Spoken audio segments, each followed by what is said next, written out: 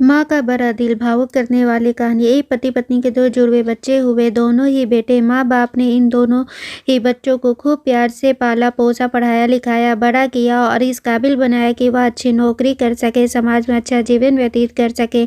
अपने बच्चों के लिए दिन रात कड़ी मेहनत करके एक बंगले जैसा 2 मंजिला घर बना कर दिया, ताकि दोनों बेटे शादी के बाद भी एक साथ लेकिन अलग अलग कमरों में रह सके, ताकि आगे चलकर कभी बंटवारे का विचार न आए और इनमें लड़ाई झगड़े ना हो। दोनों बेटों को अच्छी नौकरियां लग गई, दोनों की ही शादी हो गई। बड़ा बेटा जो घर के पहले माले पर रहता था, उसको एक बच्चा भी हुआ। पोते का मुंह देखकर दादा दादी बहुत खुश हुए।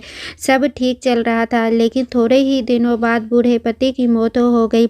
जब तक पति जिंदा था, दोनों बेटे और बहू माँ का सम्मान किया करते थे। जैसे ही पति मर गया, दोनों बेटे और बहुएं हर दिन माँ की सेवा करना तो दूर, माँ को हर दिन खाना खिलाने के लिए भी राजी न थे। दोनों बेटे और बहुओं ने आपस में तय किया कि माँ को खाना खिलाने की जिम्मेदारी बांट ली जाए, यानी कि 15 दिन बड़ा बेटा और 15 दिन छोटा बेटा माँ के खाने की जिम्मेदारी लेगा।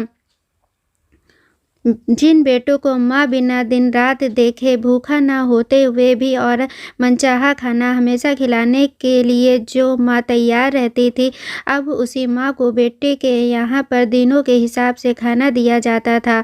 माँ का दिल बड़ा था। माँ को इस बात की खुशी थी कि वह जैसे भी हो अपने बेटे के साथ रह रही है, और इसी खुशी के कारण बेटों के द्वारा दी गई रूखी सूखी भी उसे किसी पकवान से कम न लगती। लेकिन दुर्भाग्य की बात तब हो जाती जब किसी महीने में 31 दिन आ जाते और उस दिन माँ को भूखा ही रहना पड़ता। एक बार जब बड़े बेटे के यहाँ 15 दिनों तक खाना खाने की बारी चल रही थी, तब बड़ा बेटा अपनी बीवी और बच्चे के साथ कहीं बाहर किसी फंक्शन में जा रहा था।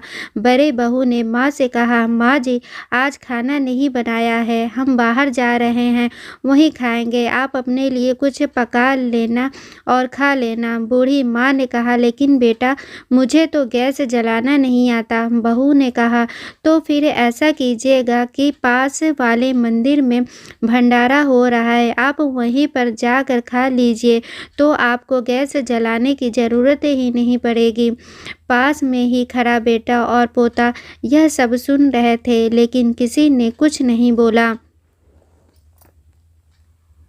बूढ़ी माँ को भूखा ही छोड़ बेटा और बहू फंक्शन में निकल गए। माँ को थोड़ा दुख तो हुआ, लेकिन फिर अपने आप को यह सोचकर मना लिया, ठीक ही तो है, कभी कभी बहू को भी घर के काम से आराम मिलना चाहिए, और भगवान का भंडारा खाने का सौभाग्य किस्मत वालों को ही मिलता है। माँ खुशी खुशी मंदिर में जाकर भंडारा खा आई। कुछ दिन ऐसे ही बीत गए। एक दिन बड़े बेटे की छुट्टी थी। बेटा, बहू और उनका बच्चा अपने घर में साथ में समय बिता रहे थे। माँ बाप छोटे बच्चे को पूछ रहे थे कि वह बड़ा होकर क्या बनना चाहता है और क्या करना चाहता है। छोटे बच्चे ने बड़े ही सरल भाव से माँ बाप को उत्तर देते हुए कहा, वह बड़े होकर वकील बनना चाहता है। उसकी इच्छा इस घर से भी बड़ा एक घर लेने की है, लेकिन वह घर मंदिर के पास होना चाहिए। ने पूछा, घर के पास मंदिर क्यों होना चाहिए? तब बच्चे ने माँ बाप से कहा, घर के पास मंदिर इसलिए होना चाहिए ताकि जब मैं बड़ा होकर किसी फंक्शन में बाहर जाऊं तो आप दोनों को ज़्यादा तकलीफ ना हो। मंदिर नज़दीक रहेगा तो आपको ज़्यादा दूर जाकर भंडारा नहीं खाना पड़ेगा। मासूम बच्चे का ऐसा जवाब सुनकर दोनों ही के पैरों तले से ज़मीन खिसक गई। उन्हें अपनी गलतियों का एहसास अब जाकर हुआ था, जो उनके 5 साल के बेटे ने पहले ही कर लिया था। दोस्तों, दुनिया के हर माँ बाप यह सोच कर अपने बच्चों को बड़ा करते हैं कि वह उनके बुढ़ापे की लाठी बनेंगे, ना कि वह लाठी बनकर उनकी ही पीठ पर बरसेंगे। दोस्तों, आज जो तुम दूसरों के साथ कर रहे हो, आगे चलकर तुम्हारे साथ भी वही होगा, यह निश्चित है। इसलिए हमेशा याद रखो कि दूसरों के साथ वैसा ही व्यवहार करो जैसा कि तुम चाहते हो कि तुम्हारे साथ हो। दोस्तों, अगर ये कहानी आपको पसंद आई हो तो चैनल को लाइक, शेयर एंड सब्सक्राइब करें। Thanks for watching.